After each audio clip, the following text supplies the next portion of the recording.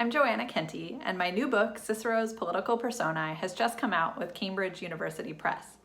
It's a book about how the great Roman orator and lawyer Cicero plays different characters, or personae, in his speeches to lay the groundwork for his arguments and to maximize his leverage in persuading an audience or a jury.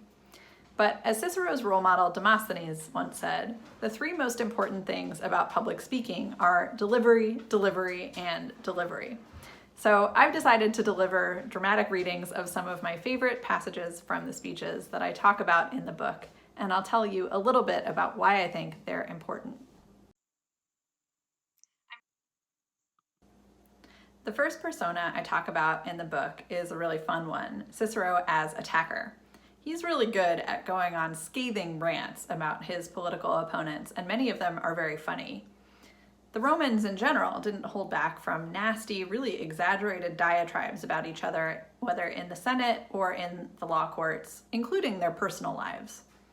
One kind of rant that's really important for my research is when Cicero attacks the public speaking abilities of his opponent in particular. It's almost like a way of telling us what an orator should be like by describing someone who fails to fill that role. One of my favorite passages like this is from the speech on the response of the haruspices in 56 BCE, delivered in the Senate.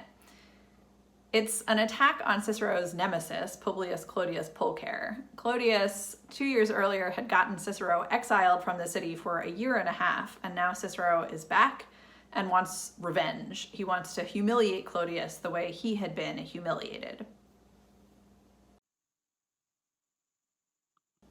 The first sentences of the speech tell us about a clash between Cicero and Clodius from the day before. He says, "Yesterday, senators, because your dignity and the crowd of Roman equestrians and attendants who'd been given the floor moved me so powerfully, I thought I ought to put a stop to the obscene impropriety of Publius Clodius. Therefore, I contained the raving, swaggering man as soon as I raised the threat of a trial. With my first 2 words, I quashed all the gladiator's momentum and ferocity. The insane man suddenly stopped without control of his face, his color, his voice." So Cicero's oratory is supposedly so powerful, his persona as an attacker is so effective that he silenced Clodius and took away his voice entirely. Clodius loses control of his face and then stumbles out of the Senate to escape Cicero's wrath. He makes Clodius sound like a pretty ineffective politician. He doesn't have the authority, the respectability to make a good argument. And as historians, we really shouldn't take Cicero's portrayal at face value. The first sentences of the speech tell us about a clash. But a few lines later, Cicero almost apologizes for how he had treated Clodius. He says, "I want to explain my reasoning for what I did yesterday to those who think that I went a little further than a wise man's premeditated reason demanded, carried away by resentment and anger."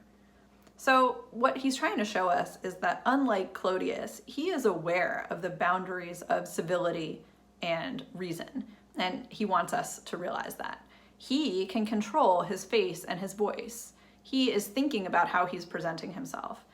This is a social status thing and a very gendered thing for the Romans, this linking of self-control and self-mastery with masculinity demonstrated through speech and political leadership. This is especially important to Cicero's persona as an attacker. When you go on a rant, if you go too far, you just sound like a madman in the street. It can be a really off-putting spectacle or even unintentionally comical. So when Cicero stops himself and raises the question of whether he has gone too far, he promises he'll explain his reasoning. He is telling us, I didn't let my emotions get the best of me or lose self-control. It's not that I don't know the rules of polite society. It's that Clodius is so immoral and so insane. He's done such abusive things to other people that I had to do something to protect all of us. So Cicero portrays himself as being on the attack for the common good, not just for himself. So that's a little bit about how I think Cicero uses his persona as an attacker to persuade audiences. In the next chapter, I talk about the opposite, how Cicero uses praise and the persona of a grateful friend.